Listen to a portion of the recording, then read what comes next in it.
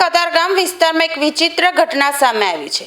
ડબોલી વિસ્તારમાં આંગણવાડીનું કામ ચાલુ હતું તે દરમિયાન નવી આંગણવાડીના ચણતર કામ વખતે મજૂરી કામ કરતા મજૂરનું મોત નીપજ્યું હતું।